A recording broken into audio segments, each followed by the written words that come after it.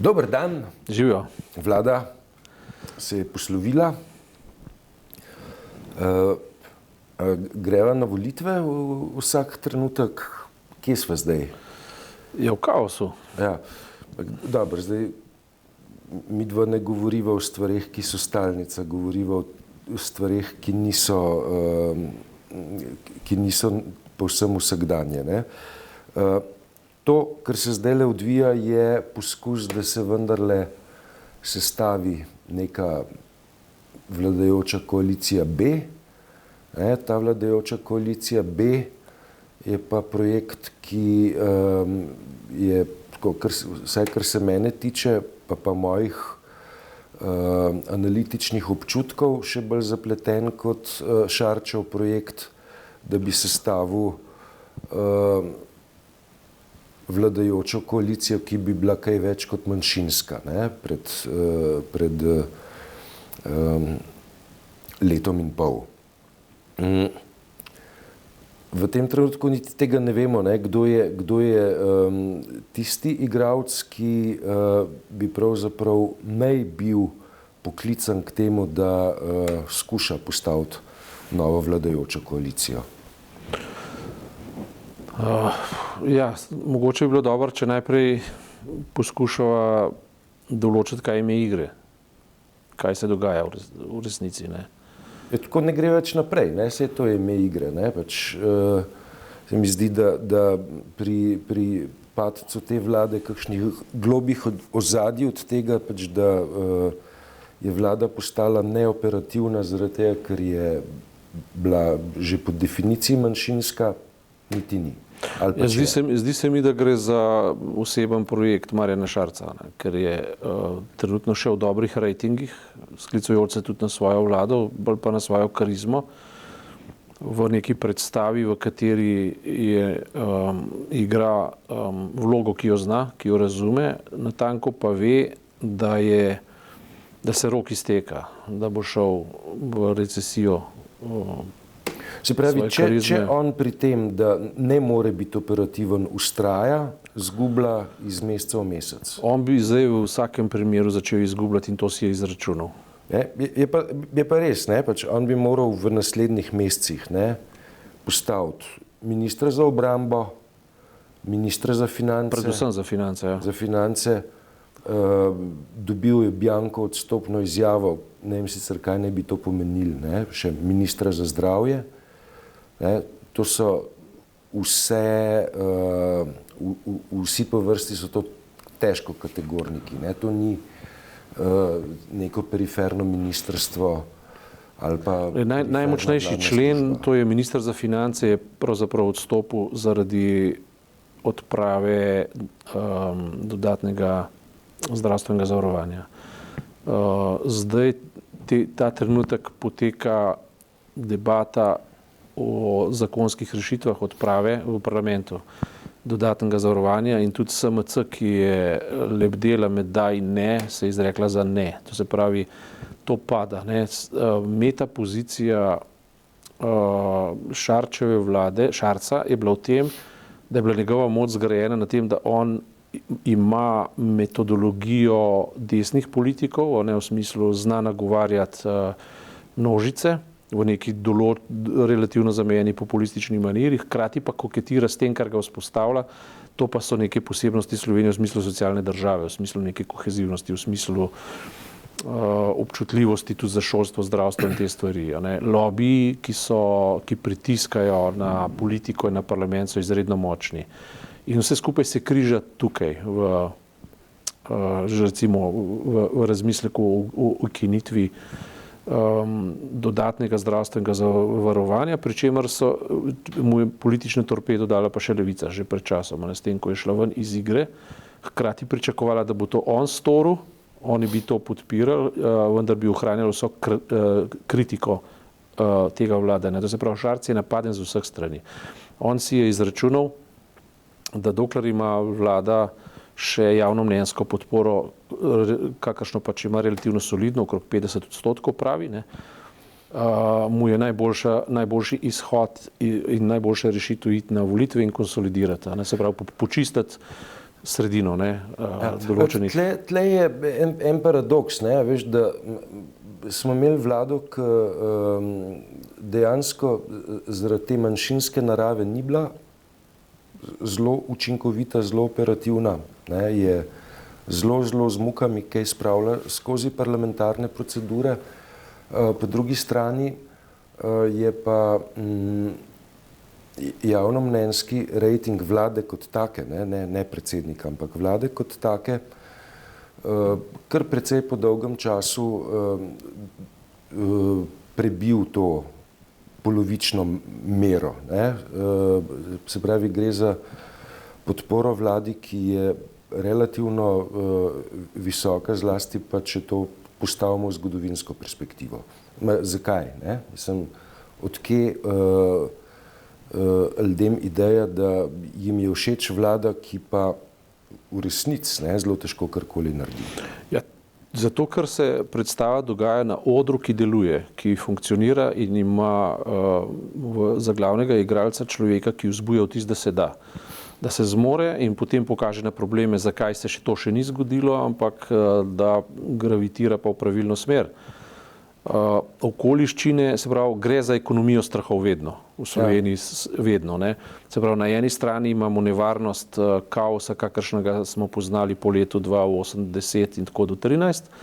Na drugi strani imamo pa neko sterilno, tradicionalno gledano levico, ki to ni, ne, ki poskuša vzdrževati nek status quo, ki bo pa vendarle še ohranil neke značilnosti Slovenije.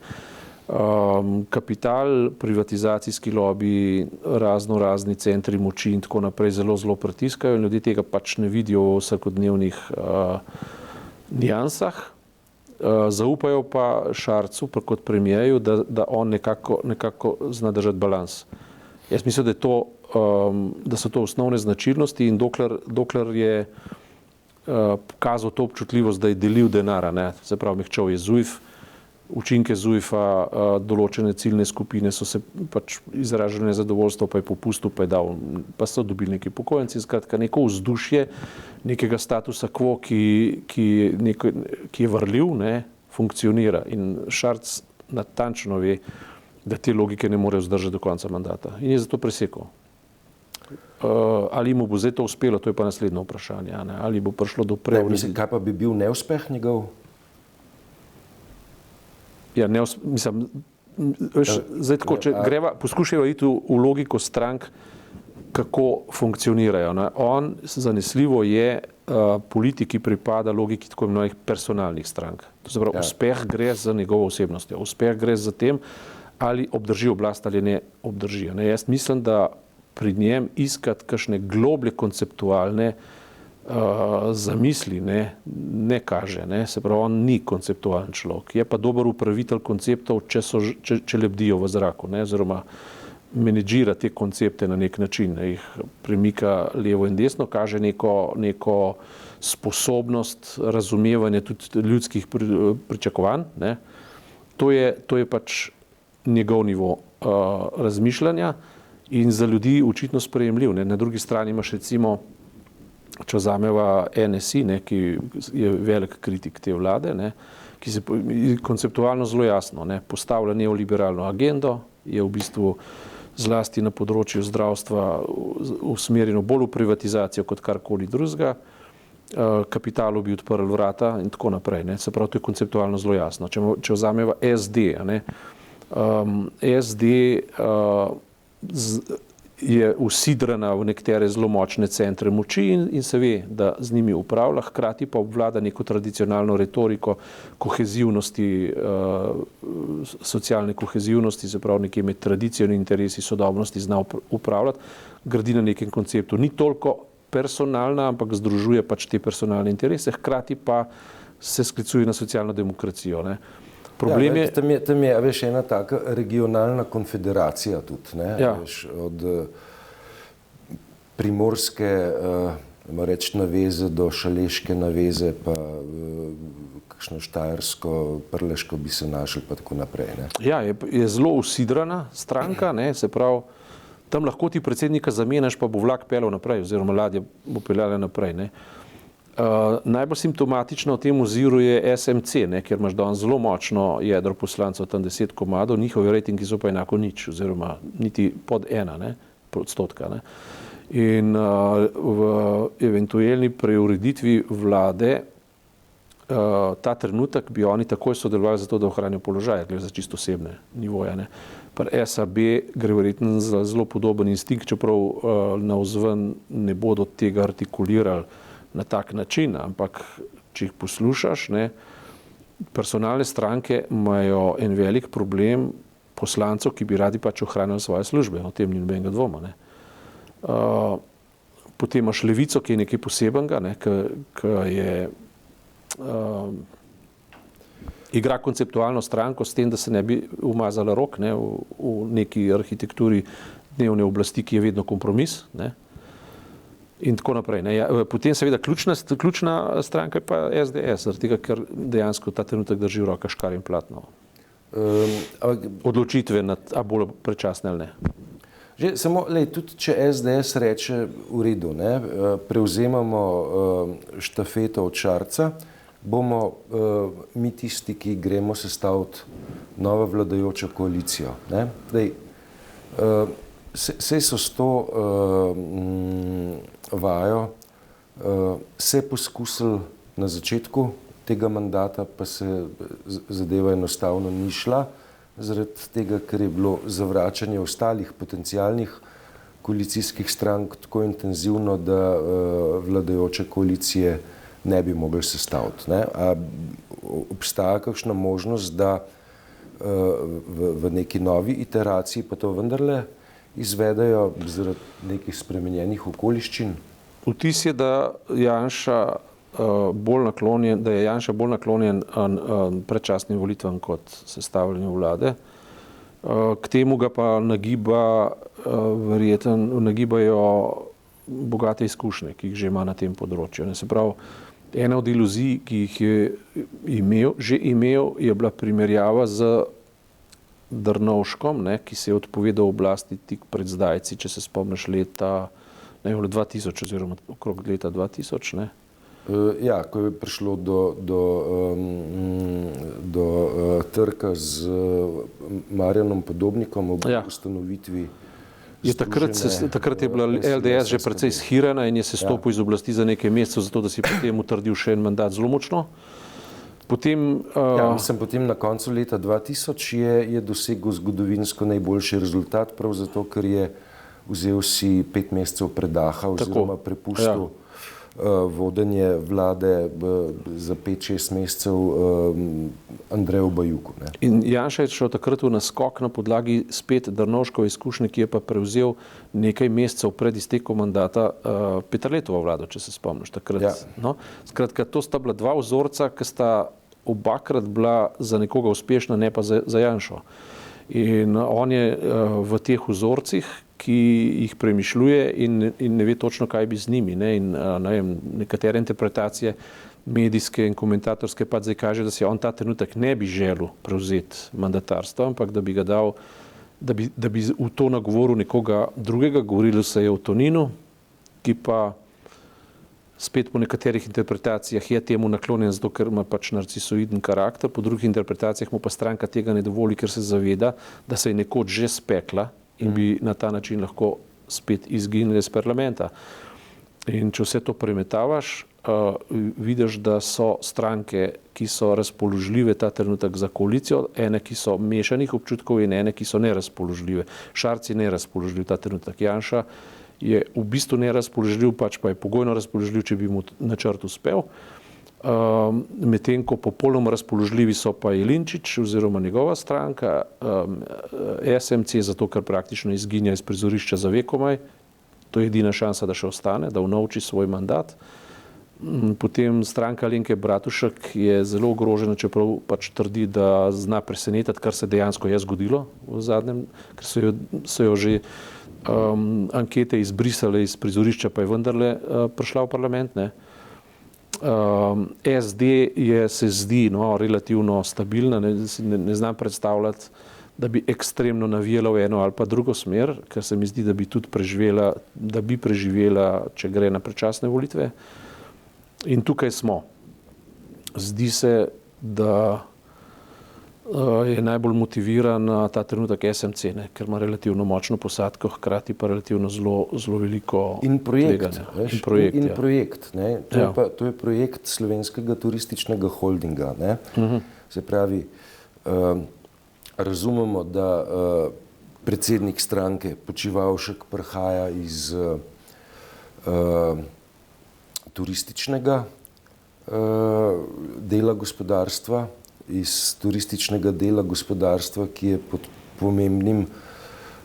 v pomembnem deležu v državni lasti, ne, z idejo pač, da se turistično gospodarstvo, ki je v državni lasti, organizira v turistični holding. Ne. Kar pa pomeni, ne, da tisti, ki bi s tem upravljal, ne, bo v prihodnosti upravljal z pomembnim segmentom nacionalne ali pa državne ekonomije. In bomo imeli neko sliko, ne, ko bo na eni strani slovenska državna energetika, ne, na drugi strani slovenske državne turistične kapacitete. To pa bi bilo malo razdeljen znotraj strankarskega prostora. Ne. Tako da, če bi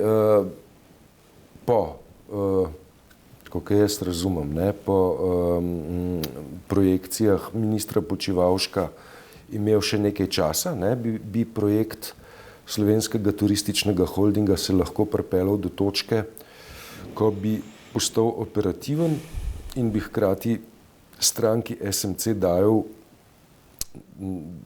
nek vzvod, da nad tem Slovenskim turističnim holdingom tudi bdi. Ne. Ker bi bil lahko nek dodaten realen motiv stranke, da se obdrži neka oblika koalicije za naslednji 2 leti. Ne. Ja, tukaj je več različnih momentov. Recimo, sam politični moment se mi zdi, da je v očeh igre moči manj pomemben, ker recimo ideologija gospodarstva oziroma pač gospodarskih tokov, da ne rečem kapitala, je sledeča. Ne. Politika je relativno moteč moment. Država, no ja, je okvir, ki ga sicer rabimo, nam je pa čisto vsem, kakšen je okvir, mi rabimo samo stabilne okoliščine, v katerem bomo upravljali svoj posel. Skratka, v katerem bomo lahko svojo ideologijo peljali na način, da je ljudje ne bojo niti opazili, govorili bomo pa, da gre za delovna mesta in pa za preživetje. Ne. In ta ideologija je najmočnejša in v tej ideologiji so politiki motnja. Politiki sami sebi so pa motne zato, ker se prerivajo v interesu zapolniti v parlamentu pač tistih 90 mest, na ravni vlade pa poservisirati lokalne lobije in pa tiste lobije, ki mislijo, da so zanje pomembni. Ne. Veš kaj, ko govoriš o poslancih, ne, 90 mest, ne, tle nikakor ne smemo spregledati kar velike množice državnih sekretarjev, kabinetnih uslužbencev v vladi, se pravi enega aparata, ki je v osnovi strankarski, vendar preseljen v drobovje oziroma v središče državnega vladnega aparata. Ne. Ja. Pravi, v trenutku, ne, ko vladajoča koalicija pade, ne, je ta strankarski aparat delujoč znotraj države, ne, delujoč znotraj vladne administracije, v veliki negotovosti, a se bo selil nazaj na nezanesljive proračune strankarske organizacije. Ne. Ja, zdaj to naj vse skupaj vrne nazaj v izhodiščno vprašanje, kaj je ime igre. Ime igre pravzaprav ni pač to, ki bi moglo biti, ne, in to je koncepti, ampak vse ostalo, vse drugo. Ne. Pričemer je pač igra ekonomizma še najbolj stabilen in jasen moment, ki dejansko zahteva stabilnost za to, da se lahko realizira. Politični koncepti, ki bi morali upravljati za vprašanje države, so pa natanko tam, kjer so bili v samem izhodišču. Ne. Stranka, ki o teh konceptih govori, spet ostaja levica in samo levica. Pač zakaj? Zato, ker pač govori o tem, da je treba pač urediti zdravstveno zavarovanje, socialno segregacijo, skratka, vse te besede pravilno izgovarja. Je pa pravo vprašanje, jih izgovarja zato, ker jih razume, da so konceptualne, ampak ali jih izgovarja alibično ali zato, da bi jih dejansko spremenila. To vprašanje postaja odprto, zato ker kakšnih potez, s katerimi bi pa podajali realne rešitve, pa ni videti. Ne? No, mislim, če imaš ambicijo realne rešitve podajati, ne, pač podpišeš koalicijsko pogodbo, prevzameš ministrstvo za delo, socialno, nekaj narediš, ne? In pač potem prek ministrstva za delo vlečeš ukrepe, ki so skladni s tvojimi programskimi ukrepi, hkrati s tem pa vzameš na hrbet tudi vsa bremena nepopularnih, neprijetnih podrobnosti, ki pritičejo vladanju. Ne? No, levica se je pač odločila, da zdaj v tej konstelaciji ne bo sodelovala, češ, da ni bila upoštevana, da je bila vedno izigrana, to je pač njeno stališče, ki je lahko resnično oziroma utemeljeno. V tem primeru bi človek sklepal, da si želi iti na nove volitve, ne? Da si bodisi poveča moč ali pa da repozicionira razmerja. Ne? Ampak od tam naprej bo pa treba pač nekaj storiti, ne? Dejansko, zaradi tega, ker kot rečeno, Marjan Šarec kot predsednik vlade je izredno dobro igral vlogo v igri, ki je pa vendarle samo igra. To ni koncept, ampak je igra. In to vlogo je igral in to bi bila priložnost za nekoga, ki bi hotel pač v državi nekaj storiti, da bi mu, ne vem, prišel nasproti glede na realna razmerja. A bi jaz to storil? Ne vem, če bi, najbrž ne. Ampak realnost teh novih volitev, po moje, če do njih pride, ne, bo pač ta, da se ne bo zgodil popolnoma konceptualno nič novega. Jaz mislim, da se bodo ujeli v podobna stara razmerja, ampak repozicionirali bodo mogoče svoje moči. Se pravi, Šarec definitivno računa na izbris SMC-ja, računa verjetno na novo definicijo Desusa, računa na izbris SAB-a, domnevam, ne, in na prerazporeditev teh glasov njemu v korist ali pa njemu podobnega v korist. Zdaj, pričakovati, da bi se v času do volitev, ki bi morali biti enkrat pozno spomladi, pred poletjem pravzaprav, ne, vzpostavila neka nova politična sila, se pravi, taka pričakovanja bi bila malo preambiciozna, ne, so možno, ni dvomim pa, da bi do tega prišlo. Možno je, ne, veš, da nastane pobuda, ki bi bila ekološko naravnana. Ne. Zeleni so odprto, ja. Vendar seveda to, ta sedanji politični prostor bogati, ne pa vnaša dodatne zmede s konceptom novih obrazov. Ne. Novih obrazov ta trenutek ni videti. Ni jih videti. In je tudi, po moji oceni, premalo časa, da bi se pojavili. Dobro. To za tokrat. Piševa naprej za sobotno. Hvala. Drži.